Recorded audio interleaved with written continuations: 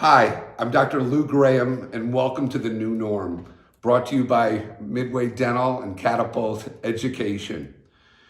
Where are we? Where are we? So the governors and state legislatures for the past month have basically closed our offices down, really closed us to the point, rightfully so, for doing emergency-only dentistry.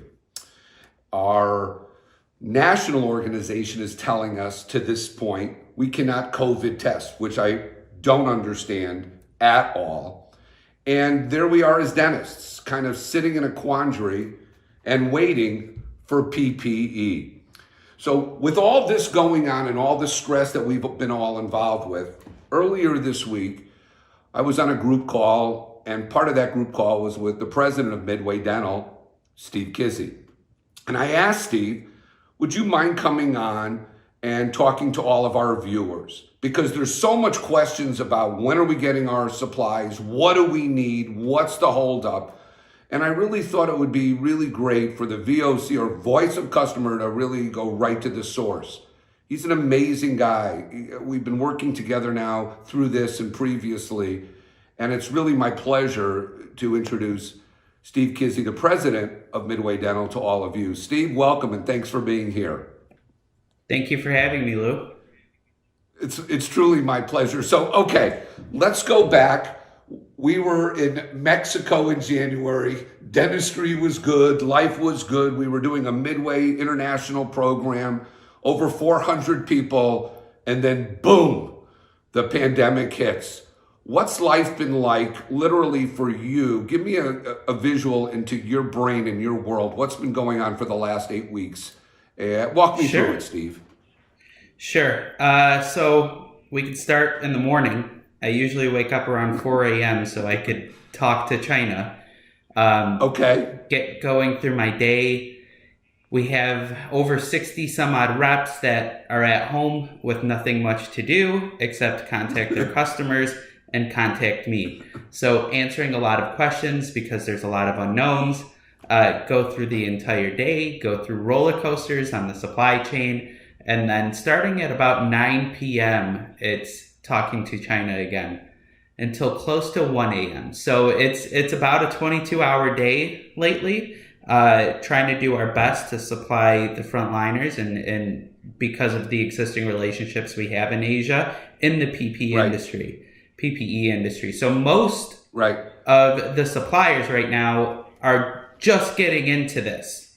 And that's why you see a lot of the counterfeit or fake or subpar PPE products being provided because they're being sold a bill of goods and they don't know what they're talking about.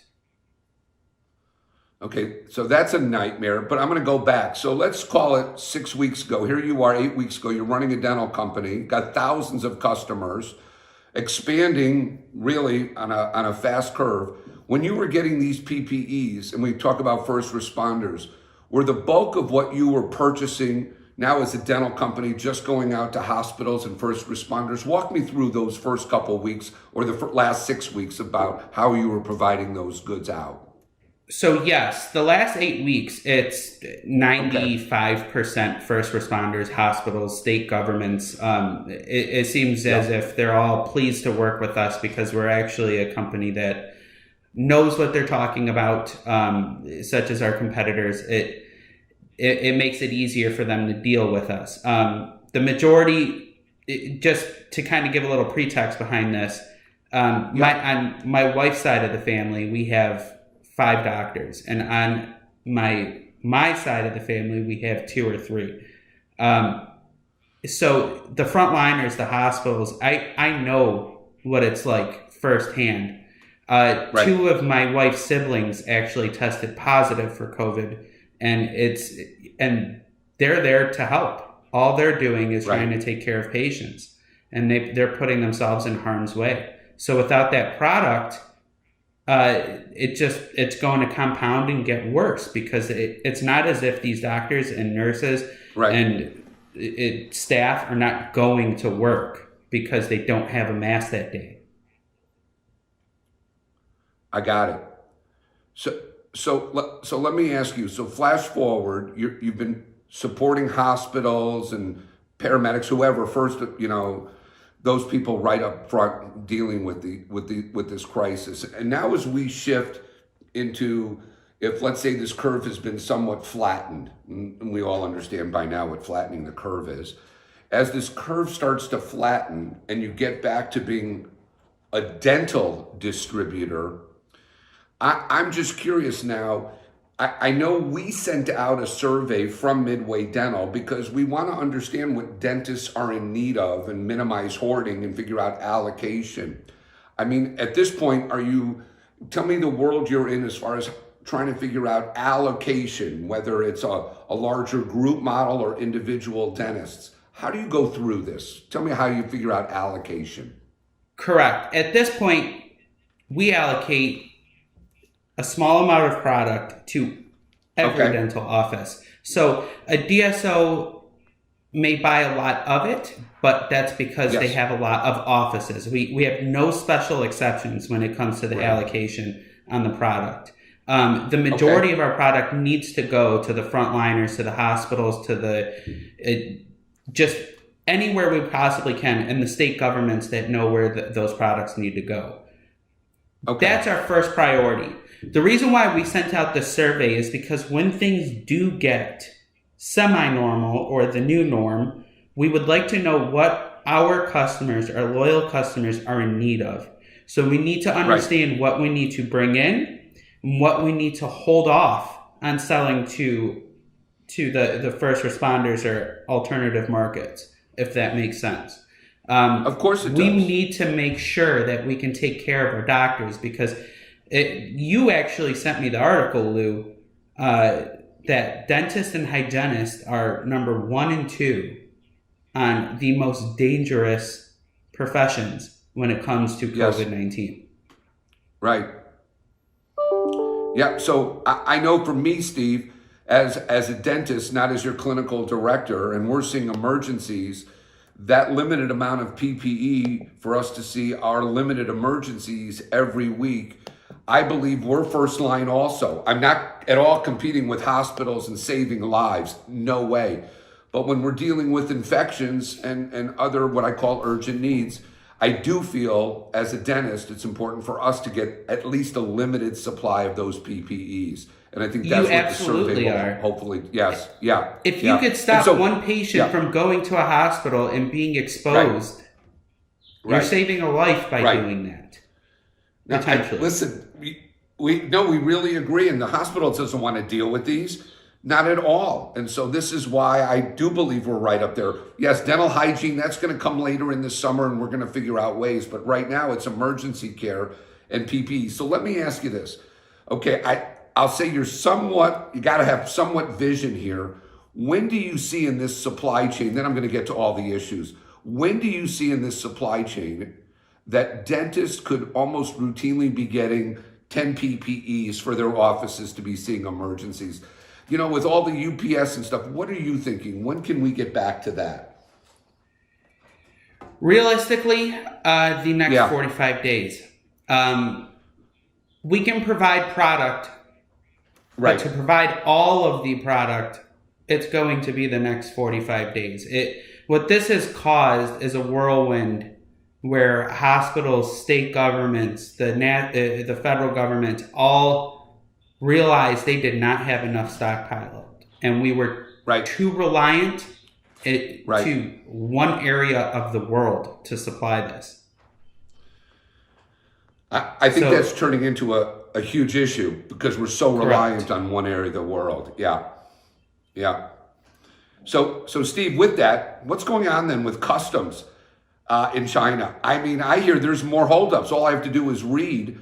So what's going on with customs in China? So to be honest, it's actually a good thing. We're happy it did it. Okay. It did delay some of our shipments because there's new regulations, but what it actually does is stop these counterfeit products or these bad products from coming into the United States. The last thing China wants to be known for is selling subpar products. They worked very hard to get out of that reputation. The last thing they wanted to do was get right back in it. So some of the things that they've done, I believe there was almost 6,000 or 5,500 registered mask manufacturers in China. They forced everybody to relicense and only approved about 450 that can export.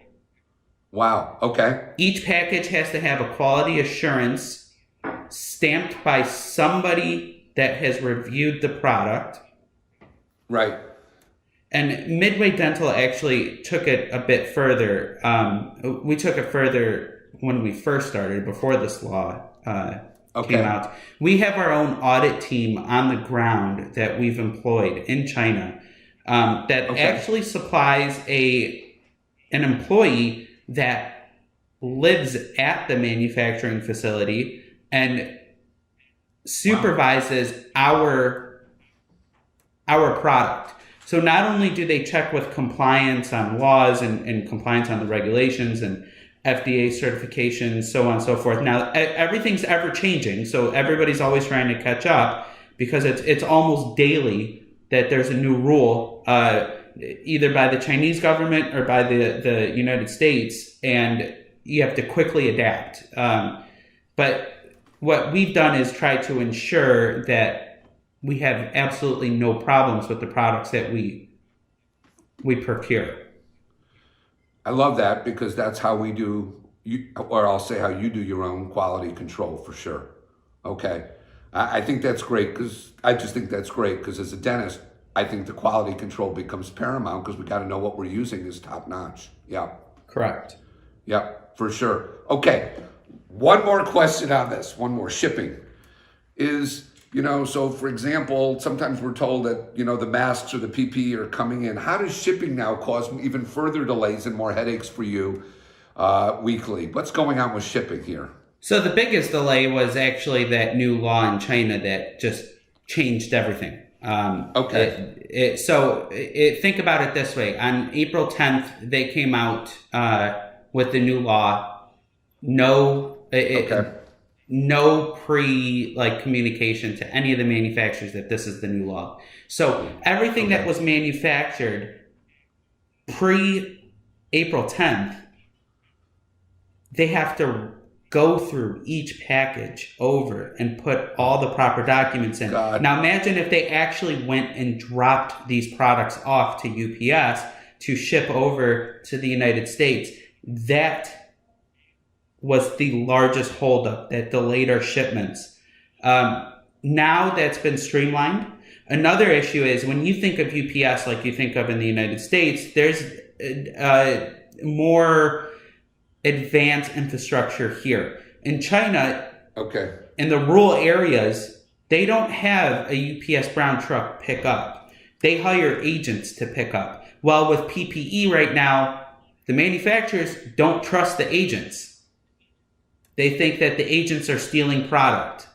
We've actually had our own customers where we've shipped masks and they're stealing.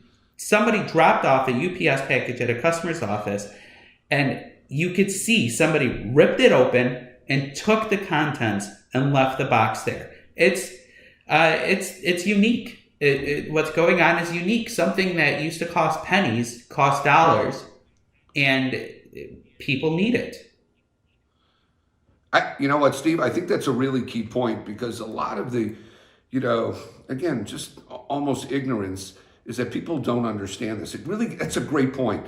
And one of it is that people don't understand like a PPE fee for my office. And right now I could see charging about $25 now because my cost of goods are expensive because Steve, your cost of goods are expensive and hopefully my PE comes down when your cost of goods goes down. I mean, you've got to be seeing these in masks and everything across the board, how much more expensive these things are. Is that not what you're seeing across the board?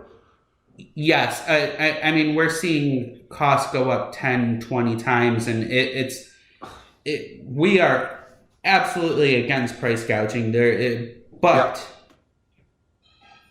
we can't control the supply chain in China. Right. No one in the United States can. And from what I understand, the Chinese government actually owns the manufacturing facilities that make the raw goods for masks, gowns, head caps, shoe covers.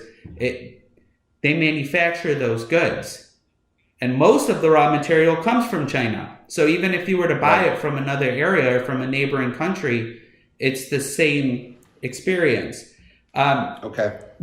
Just common economics, what's happened is demand has gone up and supply hasn't caught up. That's the case. So that's why the cost has gone up. That's why the cost of the material has gone up. It just similar to a diamond. A very, very, very rare diamond is worth a lot more than one with a lot of defects. And it's a similar concept because there's just less of it. I hear you. And so I guess my last question, and then I'll let you go and really have at least some time with your young little one, is new stuff. So as a dentist and as a distributor, we have issues. In other words, we're going to be needing new equipment, new products that are coming in. So last week, I interviewed Stephen Olson with his air filtration system out of Ireland that Jeff turned me on to at your company. It sounds state-of-the-art, amazing. How does a company like yours work at evaluating new products versus just bringing them in and selling them to dentists? How does that work in your world?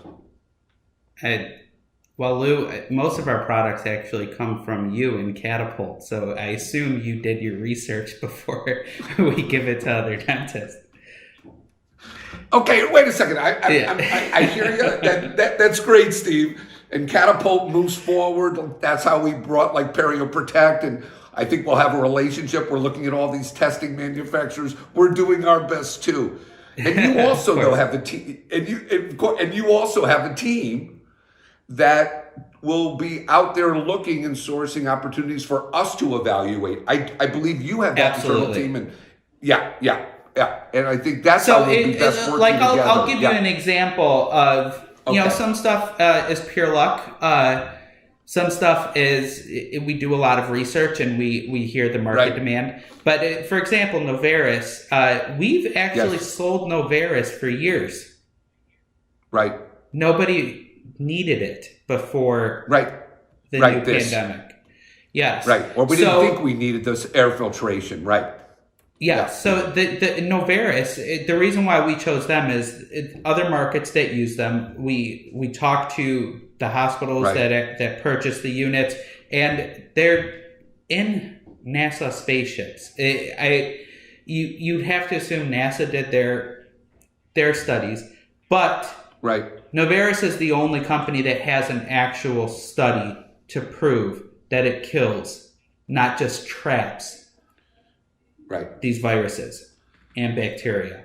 So all in all, we know it's the best in the market. I am no expert in the field, but after studying and working with 4 or 5 different manufacturers, that is the one that we chose to exclusively offer because we believe it's the best for our customers.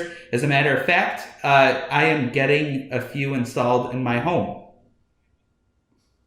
Wait, is that after my office or is that before my office? That's after your office. Okay, actually, it's really cool. I gotta be.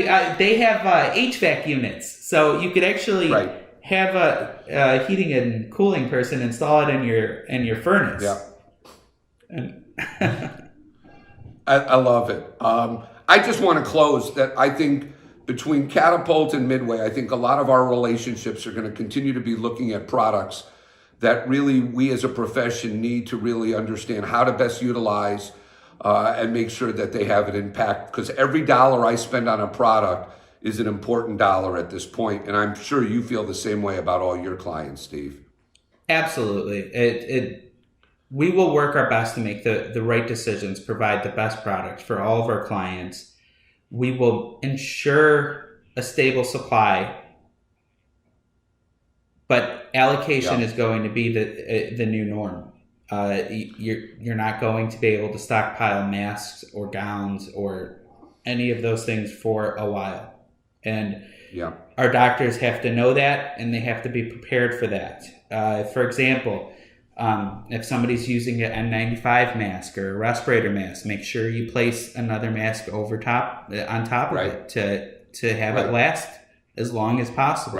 Those are the different things that we have to think of to take care of patients, and we will continue to study new options. And I'm positive with pandemics like this, innovation occurs. Somebody is going to invent something that's going to amaze us, and we are always on the lookout for that product. And Lou, I want to thank you and all the Catapult speakers and evaluators, because you are going to be our front line on all of those products that we find or you find to help better the industry. It means a lot to me, and I love working with you and your team, really do. I want to say thanks to Steve for joining us on The New Norm, and so many more episodes are coming. We've got so many great guests. Steve, this has been a great half-hour talk with you.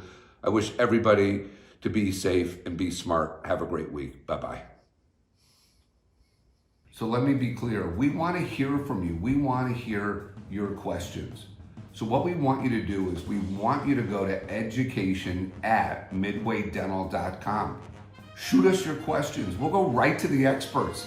I know I'm not the expert, so let's go ask the experts what we should be doing as our next step next week, the week after, and thereafter. I look forward to hearing from you.